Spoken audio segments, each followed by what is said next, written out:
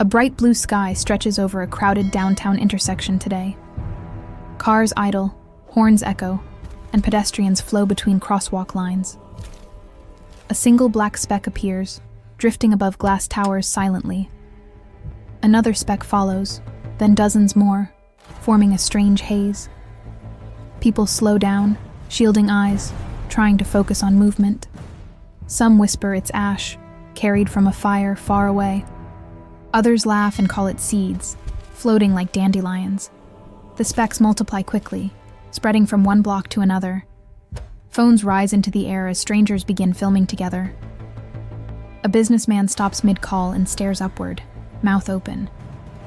The sky looks infected, like static crawling across sunlight. A speck lands on a taxi hood and sticks unmoving. The camera zooms closer, and legs unfold like metal springs.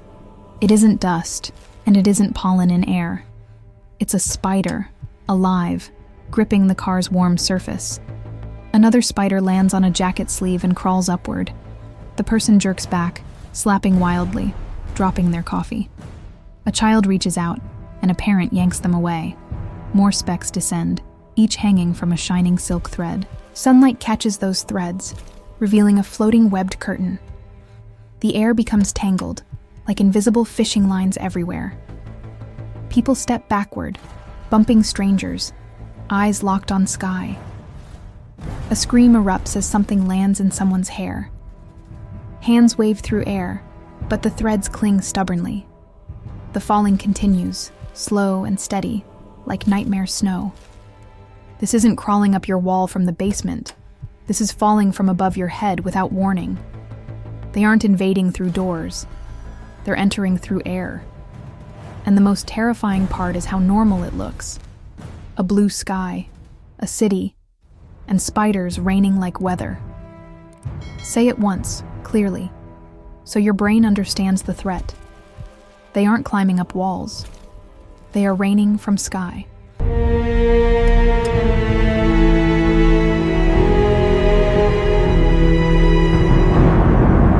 A close-up reveals a bright yellow body with bold stripes.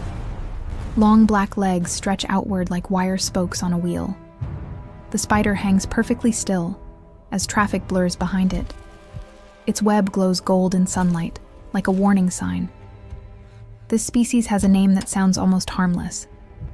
It's called the Joro spider, and it is real. Its scientific name is Trichonephila clavata, from East Asia. The camera pans across forests, then jumps to suburban neighborhoods. The same spiders appear on porches, fences, and yard lights. A homeowner opens a door and freezes in disbelief. A web stretches from railing to mailbox, thick and layered. This spider doesn't hide like many smaller native species. It builds huge webs in open spaces, right in sight. Now cut to shipping containers stacked like steel apartment buildings. Cranes lift containers while trucks roll toward highways continuously. Experts believe Joros likely arrived by hitchhiking in cargo. A single egg sac can travel unnoticed across continents easily. A container door opens, and darkness releases dust and possibility. A time-lapse map shows a pin appearing in Georgia. The year reads 2014, when Joros were documented there. From that point, sightings spread outward in widening circles. They move through neighborhoods, then counties, then state borders. Some reports describe dense webs covering yards like Halloween sets. The spider's alien colors become familiar to terrified communities. And the invasion's real power is not the adult. The invasion's real power is the babies in dispersal.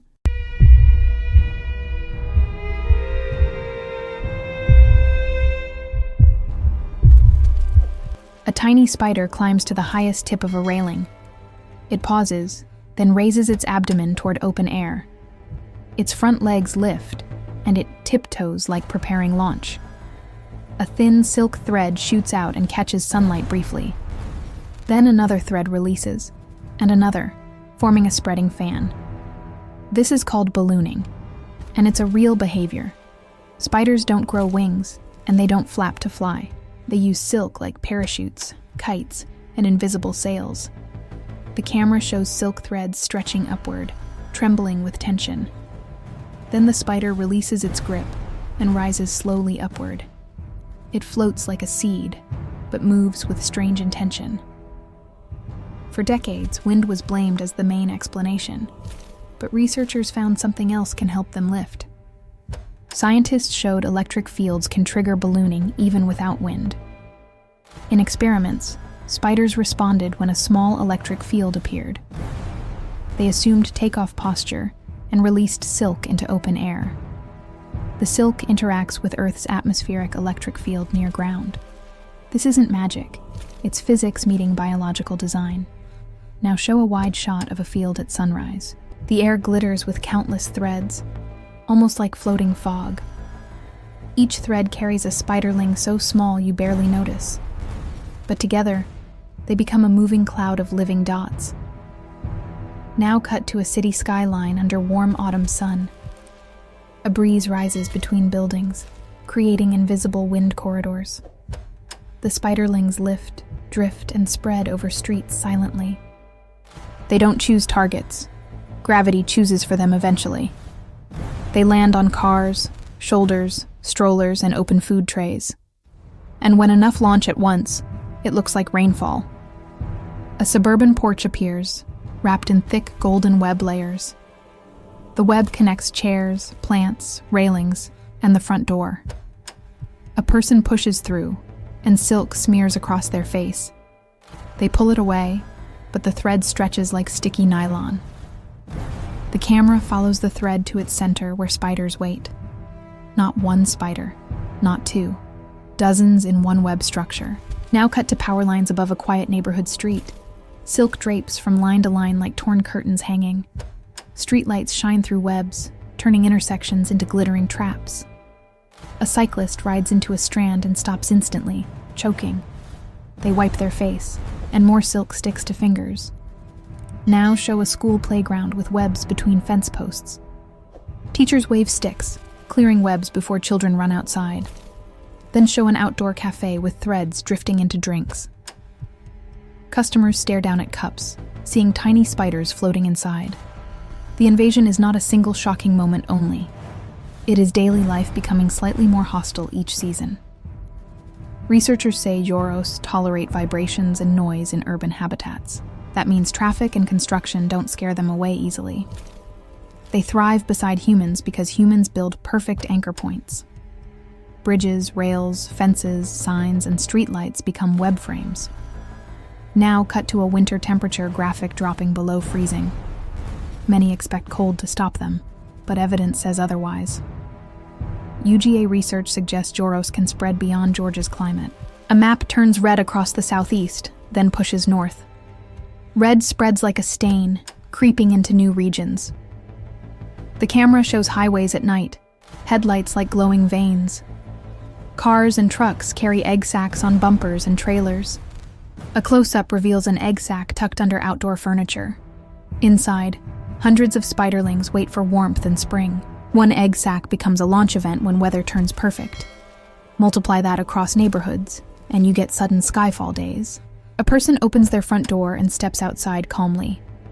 They stop instantly as a thick web blocks the doorway.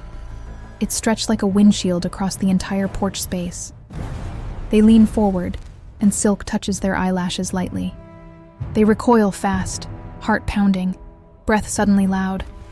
A spider drops down and stops inches from their nose. It hangs there, rotating slowly, legs flexing like machinery. The person freezes, then swats, but misses the thread. The spider swings back and touches their cheek briefly.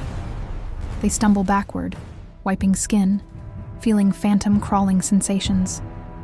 The terror isn't poison, it's loss of personal space. Experts say Joro spiders pose little threat to humans, but fear doesn't need lethal venom to become real. Fear only needs surprise, proximity, and overwhelming numbers. Now show a sidewalk where silk threads brush every passerby. People start walking with arms raised, like shielding from rain. A mother checks a stroller canopy, finding tiny spiders inside. A dog runs into silk and starts shaking frantically. The owner tries to help, but silk wraps around their hands. Now cut to a streetlight at night with webs glowing softly. A spider sits centered, unmoving, like it's waiting. The city sounds continue, but the web feels like silence. You can't fight what you can't predict from the sky. You can't lock a door against something that drifts down. This becomes psychological warfare with the environment itself. Your brain starts scanning air every time you step outside. You look up constantly, checking for dots that shouldn't exist. And once you've seen it, you never forget the feeling. A calm expert stands near a webbed tree, speaking quietly. Behind them, webs connect branches like glowing scaffolding in sun. A caption appears: established, spreading, adapting. The message is simple and brutal for anyone hoping.